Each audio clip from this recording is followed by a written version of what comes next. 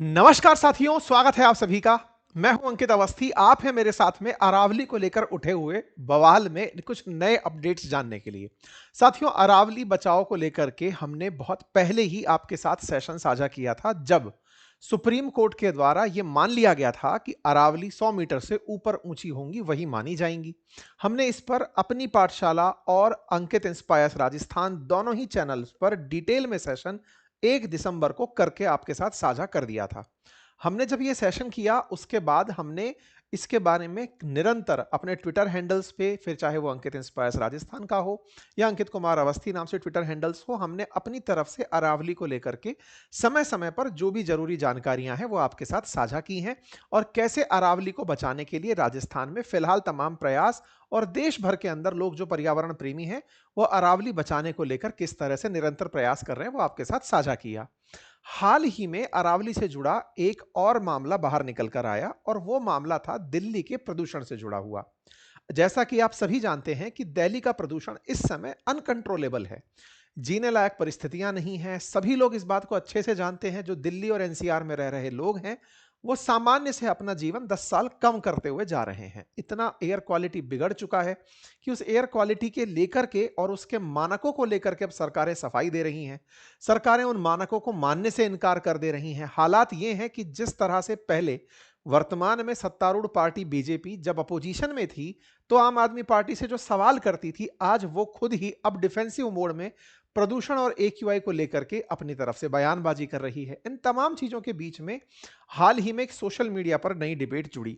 एक तरफ अरावली और एक तरफ दिल्ली में प्रदूषण। आप जब इस जैसा कि आप सभी जानते हैं कि अरावली पर्वत श्रृंखला है, वो अरावली पर्वत श्रृंखला जो कि एक बहुत ही पुरातन पर्वत श्रृंखला है, हिमालय से भी पुरानी प्राचीन पर्वत श्रृंखला है। इसका एक सिरा दिल्ली के अंदर रायसीना हिल्स तक आता है। ऐसे में दिल्ली के प्रदूषण को इस रायसीना हिल्स के साथ जोड़ दिया गया, अरावली हिल्स के साथ जोड़ दिया गया, ये कहते हुए कि दिल्ली के अंदर जो प्रदूषण है उसके लिए अरावली जिम्मेदार है। और अरावली जिम्मेदार कैसे है?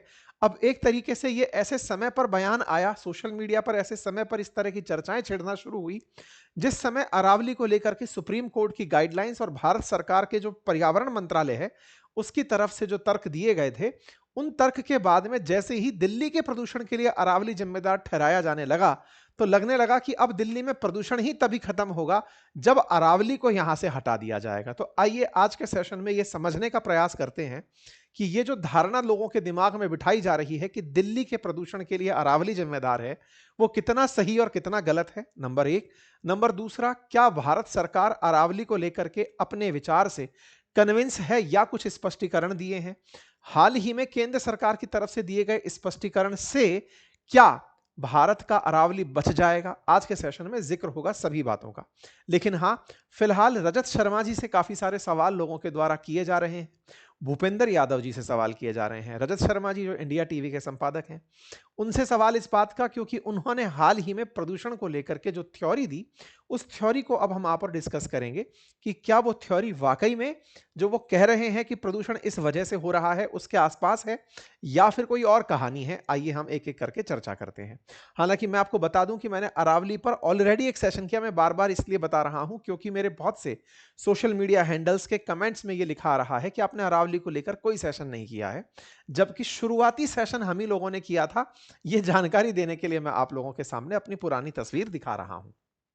साथियों, अरावली पर्वतमाला पर सुप्रीम कोर्ट का जो आदेश आया, जिसमें लोगों का यह कहना है कि केवल लगभग 9% पहाड़ ही अब वो बच जाएगा जो परिभाषा के अनुसार अरावली है। अगर ऐसा हुआ तो हमारे देश के अंदर से बहुत सारी जो भी पारिस्थितिकी है वो लुप्त हो जाएगी। हमारे देश की बात क्यों हो रही है? 4 राज्यों से होकर अरावली गुजरता है। गुजरात से शुरू होते हुए राजस्थान, फिर हरियाणा, फिर दिल्ली, जो कि केंद्र शासित प्रदेश या कहिए आधा राज्य की हैसियत रखता है। इन 4 राज्यों की पारिस्थितिकी में बड़ा परिवर्तन आ जाएगा अगर अरावली को हटा दिया गया या अरावली को परिभाषाओं के अनुसार पर्वत मानने से ही इनकार कर दिया गया। लोगों को जब सुप्रीम कोर्ट की नई परिभाषा का अवेयरनेस हुआ, लोग अलग अलग जगह पर प्रदर्शन करने उतरना शुरू हुए। विरोध के अंदर राजस्थान के अंदर अरावली बचाओ संघर्ष समिति के द्वारा गठन की घोषणा हुई। लोग गांव गांव जाकर लोगों के अंदर अवेयरनेस फैलाने लगे। माननीय मंत्री जी जो केंद्र केंद्रीय मंत्री हैं उनके घर के बाहर प्रदर्शन करने लोग पहुंचे। विपक्ष जो राजस्थान के अंदर है वो सत्ता पक्ष से सवाल करना शुरू किया। विपक्ष के अंदर जो विधानसभा के अंदर जो विपक्ष को अगुवाई कर रहे हैं उनके द्वारा इस बारे में बताया गया। मतलब सब तरफ से विपक्ष सवाल सरकार से कर रहा है कि आफ्टर ऑल आप लोग ऐसी कैसे धारणा बना सकते हैं कि अरावली केवल वो जो 100 मीटर से ऊंचा हो। अगर ऐसा है तो 100 मीटर से नीचे का जितना भी पहाड़ पर्वत है क्या आप उसे माइनिंग माफियाओं को बेच देंगे? और अगर ऐसा होता है तो क्या राजस्थान के अंदर भविष्य में अरावली देखने को नहीं मिलेगा? ऐसा इसलिए क्योंकि जो अरावली का मुख्य भाग है वो राजस्थान में ही है, इसलिए राजस्थान सबसे प्रभावित राज्यों में है। लेकिन राजस्थान से होते हुए ये दिल्ली तक आता है और दिल्ली के आसपास का जो ग्रीन बेल्ट है वो इस अरावली की ही तलहटी में बसा हुआ है। मानेसर, गुड़गांव, इसके आसपास की जो हरियाली है वो अरावली की ही फुट हिल्स में बसी हुई है। ऐसे में बड़ा सवाल ये कि सरकार के अनुसार अगर वो क्षेत्र अरावली नहीं बचा तो क्या उसे पूरी तरह साफ करके भूमाफियाओं के माध्यम से, लैंड माफियाओं के माध्यम से, पहाड़ को बेचकर, पत्थर को बेचकर वहां पर भी नई सोसाइटी और कॉलोनी काट दी जाएंगी? खनन माफियाओं के हाथों पर्वत को बलि चढ़ा दिया जाएगा? और अगर ऐसा होगा तो पर्यावरण का क्या होगा, पारिस्थितिकी का क्या होगा? यह बड़ा सवाल था। एक बार मैं मैप पर फिर से आपको दिखा दूं। गुजरात, राजस्थान, हरियाणा, दिल्ली, ये 4 जगह से होकर गुजरता अरावली जो आपको कुछ इस प्रकार से दिखाई देता है। अक्सर इसकी चर्चा होती है तब जब जब साउथ वेस्ट मानसून की चर्चा की जा रही होती है। साउथ वेस्ट मानसून जो अरब सागर से चलकर आ रहा होता है, वो अरब सागर से चलकर आ रहा साउथ वेस्ट मानसून जब अरावली के पैरेलल होकर पहुंचता है तो राजस्थान के अंदर जहां जहां ये टकराता है उन क्षेत्रों में बारिश करता है और इसके पैरेलल होते होते ये हिमालय तक पहुंचता है ताकि हिमालय में बारिश, बर्फबारी और तमाम प्रकार से नदियों के अंदर सदानीरा नदियां जो हैं, पेरिनियल रिवर्स जो हैं, उनमें पानी की पहुंचायत पहुंचती है। अच्छा, अब हो क्या रहा है कि अरावली को भारत सरकार के आदेश के अनुसार अगर मानने से ही इनकार कर दिया जाए तो इनडायरेक्टली खनन माफिया के पास यह आदेश चला गया कि आप और पहाड़ों को काट सकते हो क्योंकि 100 मीटर जिसकी हाइट है उससे ऊपर ही अरावली है। ऐसे में अरावली में लगभग 10,000 ऐसी पहाड़ियां हैं जो 100 मीटर से कम की हैं। ऐसे में उन तमाम पहाड़ियों को क्या खनन माफिया काट कर फेंक देगा? ऐसी स्थिति अगर उत्पन्न होती है तो आने वाले समय में राजस्थान के एक और जो थार का मरुस्थल है वो चलते हुए पूर्वी राजस्थान की तरफ आ जाएगा। वो बढ़ते बढ़ते आगे की तरफ मरुस्थलीकरण राजस्थान से निकलकर उत्तर प्रदेश, हरियाणा, दिल्ली, इन सब तक पहुंचेगा। तमाम वो प्रकार की परेशानियां जो कि राजस्थान की इकोलॉजी के लिए, पर्यावरण के लिए जरूरी हैं, क्या वो परिस्थितियों को ये परिस्थितियां बदल देंगी? ये तमाम प्रकार के सवाल होने शुरू हुए। तो अरावली पर्वत श्रृंखला के बारे में मैंने बताया जो कि लगभग 692 किलोमीटर लंबी है और 4 राज्यों से होकर गुजरते हुए यहां तक पहुंचती है। अरावली के ही किनारे अहमदाबाद, उदयपुर, अजमेर, जयपुर, गुड़गांव जैसे प्रमुख शहर बसे हुए हैं। इनमें काफी सारी जो प्रमुख रेंजेस हैं, जरगा रेंज, हर्षनाथ रेंज, इन सारी के बारे में मैंने सारी जानकारी डिटेल में आपको ऑलरेडी दी हुई है, लेकिन फिलहाल के लिए हम चर्चा में इसको लेकर चल रहे हैं। अरावली को ब्रॉडली 3 भागों में बांटा जाता है, north east Aravalli, middle Aravalli और साउदर्न अरावली। जो नॉर्थ ईस्ट अरावली है यानी कि जो दिल्ली की साइड वाली अरावली है उसकी औसत ऊंचाई बहुत कम है समुद्र तल से, 450 मीटर ही उसकी औसत हाइट है।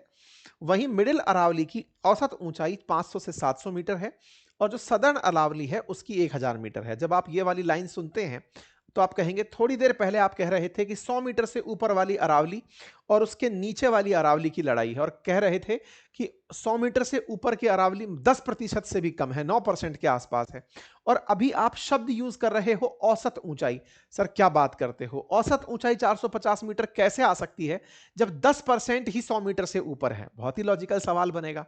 इसीलिए मैं यहां पर ध्यान दे दूं कि ये जो हाइट्स पहाड़ की लिखी गई हैं, ये सभी हाइट माध्य समुद्र तल से हैं, यानी समुद्र के अंदर जो जल का स्तर है, ऊपर का जो जल का स्तर है, वहां से पर्वत को नापा गया है, ना कि पर्वत के आसपास के क्षेत्रों से। ध्यान से समझने की बात यह है कि सामान्यतया हर राज्य जो कि भूमंडल पर स्थित है, जो स्टेट राजस्थान जैसे राज्य, उत्तर प्रदेश, मध्य प्रदेश जैसे जो राज्य हैं, ये समुद्र तल से स्वाभाविक रूप से ऊंचाई पर हैं।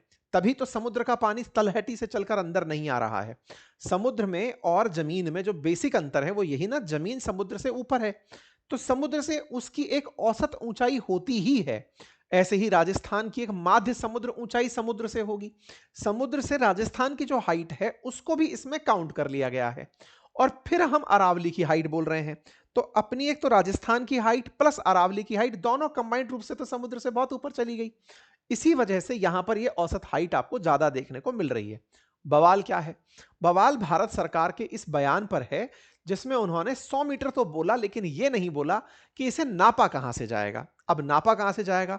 तो परिभाषा को जब आप अधूरा छोड़ देते हैं तो फिर अर्थ निकलने लगते हैं। अर्थ निकले कि आसपास के भू क्षेत्र से उस पर्वत की ऊंचाई नापी जाएगी। आसपास का भू क्षेत्र किसे कहेंगे? बहुत सारा तो राजस्थान में अरावली पठार में है, यानी कि बहुत दूर तक प्लेन में है। और जब बहुत दूर तक प्लेन है तो वहां पर ऊंचाई और चोटी का पता लगाना मुश्किल है। ऐसे में आसपास के क्षेत्र से अरावली की हाइट देखना अपने आप में एक चुनौतीपूर्ण कार्य होगा। इसीलिए यह तर्क ही नहीं मिला कि अरावली को नापा कहां से जाएगा। सरकार ने 100 मीटर का तर्क दे दिया और तर्क देकर कह दिया कि आसपास के क्षेत्रों से, आसपास के क्षेत्रों की तुलना में अगर हम बात करें तो अरावली अपने आसपास के क्षेत्रों से 100 मीटर से ऊपर केवल 8.7% जगह पर ही जाती है।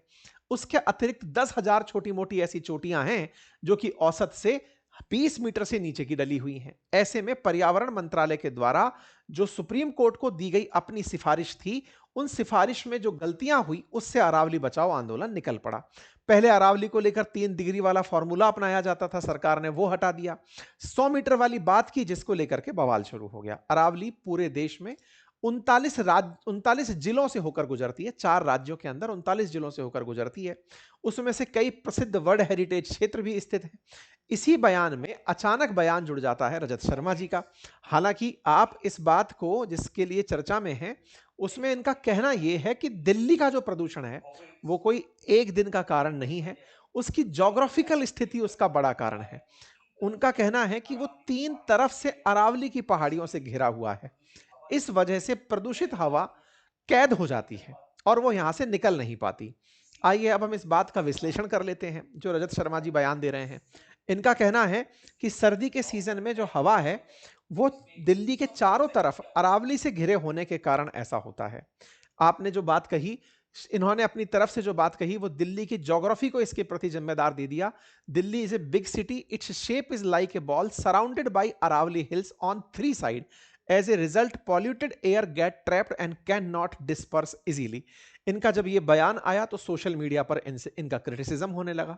इनके क्रिटिसिज्म के पीछे का बड़ा कारण निकल कर आया कि आप सरकार के विपक्ष में कुछ बोलेंगे नहीं। अब दिल्ली के प्रदूषण को, जिसको लेकर के पहले आप कभी बयान दिया करते थे, अरावली हिल्स की माइनिंग पर आप बयान दिया करते थे, 2023 में दिल्ली के प्रदूषण के लिए अरविंद केजरीवाल से सवाल पूछते दिखाई देते थे, आज आप प्रदूषण के लिए ज्योग्राफी को जिम्मेदार ठहराने लग गए हैं। ऐसा क्यों? तो चलिए इन दोनों बातों को समझने का प्रयास करते हैं। पहला प्रयास, रजत शर्मा जी का यह बयान कि दिल्ली की ज्योग्राफी ही ऐसी है कि प्रदूषण यहां पर ज्योग्राफी के कारण है, क्योंकि यह तीनों तरफ से अरावली से घिरा हुआ है। मान लीजिए कि भाई दिल्ली इनके अकॉर्डिंग एक बाउल शेप में है, एक कटोरे के आकार में दिल्ली है और इसके 3 तरफ पहाड़ियां हैं। 3 तरफ पहाड़ियों में मैंने 3 तरफ पहाड़ियां अज्यूम कर ली।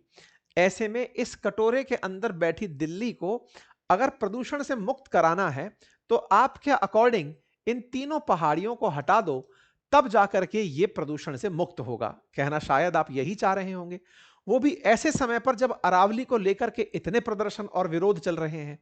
ऐसे में अरावली पर सरकार का फैसला और आपका दिल्ली के प्रदूषण को, क्योंकि पता है कि दिल्ली के चलते पूरे दुनिया में भारत की किरकिरी हो रही है, प्रदूषण को लेकर के हमारी जनता बीमार हो रही है। ऐसे में आपने अरावली का जो पॉइंट निकाला, क्या यह वाकई में सिग्निफिकेंट है? इस पर थोड़ा सा विचार विमर्श करते हैं। तो सबसे पहले तो इस बात को समझिए कि जो अरावली पर्वत श्रृंखला है ना, वो बहुत पुरानी पर्वत श्रृंखला है, हिमालय से भी पुरानी पर्वत श्रृंखला है। और दिल्ली को लेकर के ये जो बयान है कि ये 3 तरफ से अरावली से घिरा है, असल में दिल्ली की लोकेशन को अगर आप ध्यान से देखेंगे तो वो वाकई में 3 तरफ से ऊंचाई वाली क्षेत्रों से घिरे हुए हैं।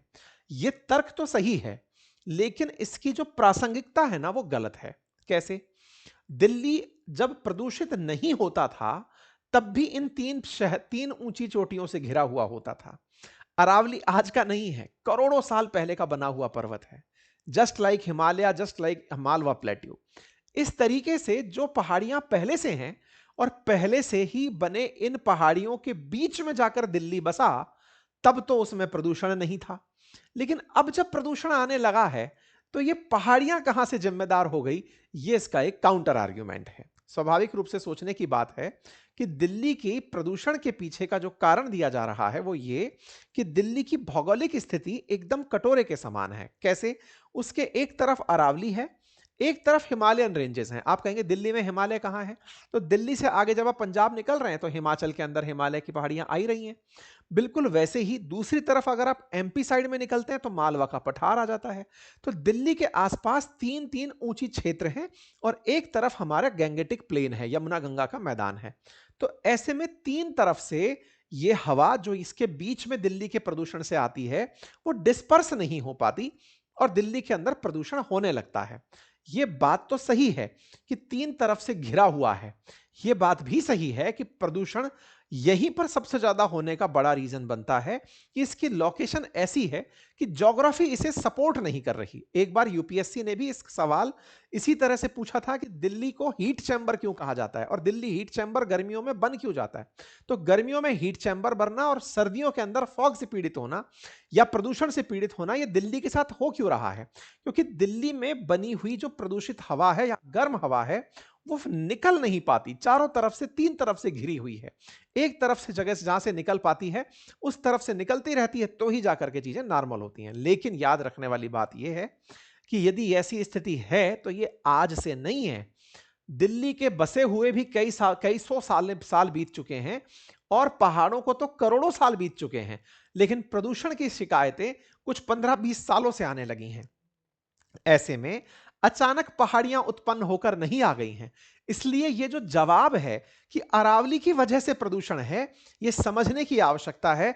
लोगों के दिमाग में यह भरने से बचना होगा कि अरावली तुम्हारा दुश्मन है। अरावली ने बहुत सी चीजें ऐसी की हैं जिससे दिल्ली बचा रहा है। उसे प्रॉपर ऑक्सीजन मिली है, ग्लोबल वार्मिंग से बचाव मिला है, रेगिस्तान का आना बचा है, इकोलॉजी बैलेंस रही है। पर्यावरण के साथ साथ वायु प्रदूषण के साथ साथ साउंड जो पॉल्यूशन है उससे भी पहाड़ों ने और पर्वतों ने और पेड़ पौधों ने बचाया है। जीव जंतुओं ने पूरी तरह से इकोसिस्टम को मैनेज रखा है। ऐसे में दिल्ली की जो ग्रीनरी है उस ग्रीनरी में अरावली का बड़ा योगदान है। लेकिन यदि उसे आप प्रदूषण का कारण बता देंगे कि हवा इसके कारण फंस रही है तो वो गलत तर्क होगा। यह जानने की आवश्यकता है। यह सत्य है कि दिल्ली का घिरना उसे ऐसी स्थिति तक लेकर जाता है और इसके पीछे की ज्योग्राफी समझिए। होता क्या है? होता क्या है कि सामान्य परिस्थितियों में जो हमारी गर्म हवा होती है ना, वो उठ करके बहुत ऊंचाई तक चली जाती है। 1 किलोमीटर तक गर्म हवा का उठकर जाना सामान्य बात है।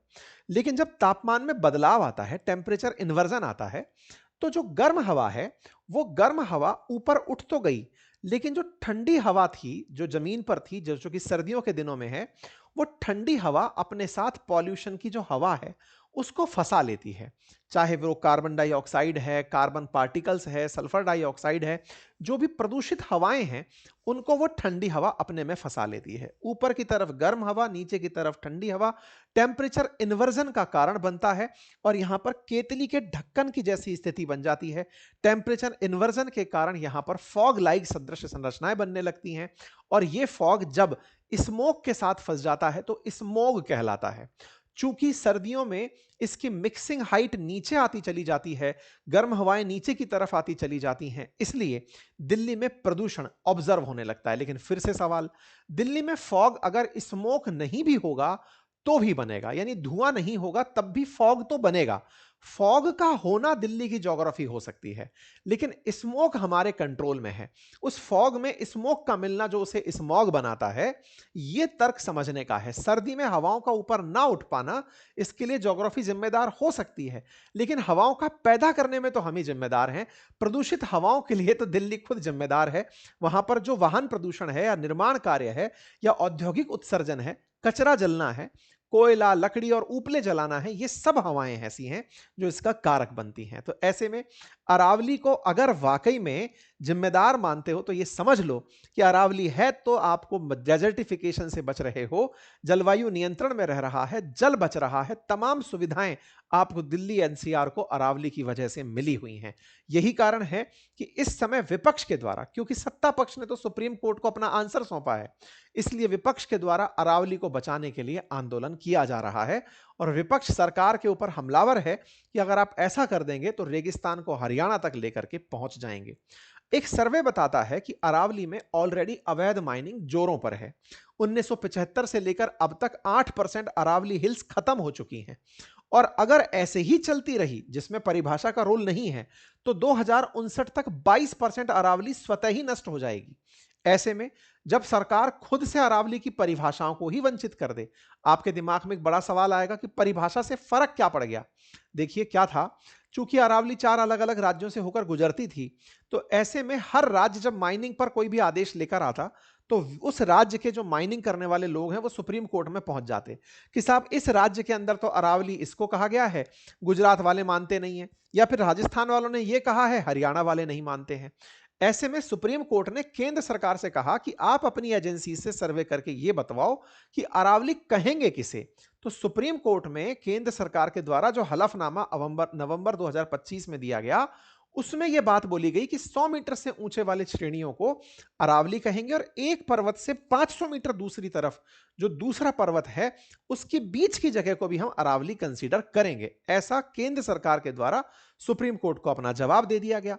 ये जो जवाब है, इस जवाब से ही सारा की सारा बयान शुरू हुआ, क्योंकि अरावली को फोड़ने तोड़ने के लिए खनन माफिया जोर शोर से काम कर रहे हैं, चाहे हरियाणा हो चाहे राजस्थान। तो ऐसे में सुप्रीम कोर्ट ने जो नई परिभाषा दी, इससे तो 90% अरावली क्षेत्र ऐसा हो गया जो दायरे में फंस जाएगा। अब यहां पर सवाल बनने लगा कि केंद्र से क्या कोई सवाल नहीं किया गया क्या? बिल्कुल किया गया।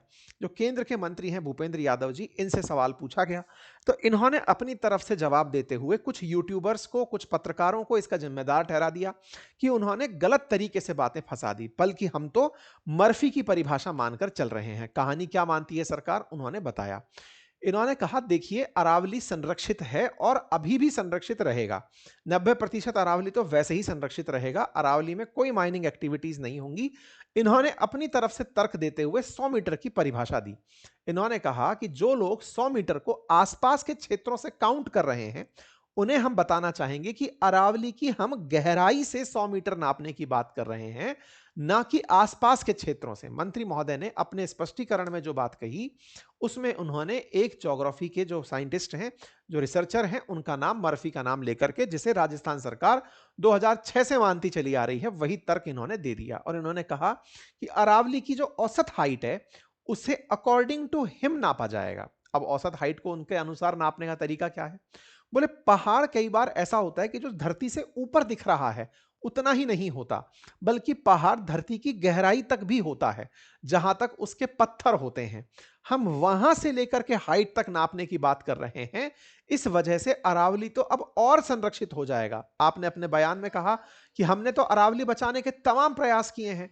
अभी इन्होंने कहा कि हमने राजस्थान में 39 जिलों के जो डीएफओज हैं, उनको बुलाकर कहा कि हर जिले की अपनी जो ज्योग्राफिकल आइडेंटिटी है या एनवायरमेंटल आइडेंटिटी है, उसके लिए काम करिए।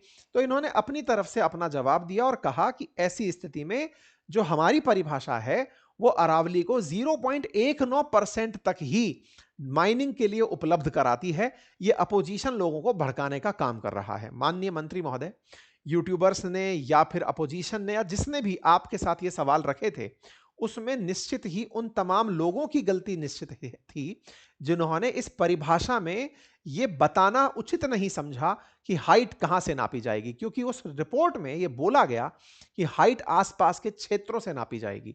आसपास के क्षेत्रों में, आसपास के क्षेत्रों से अगर नाप ली जाए तो लगभग 90% अरावली उस श्रेणी में ही नहीं आती जिसे आप पर्वत कह सकें।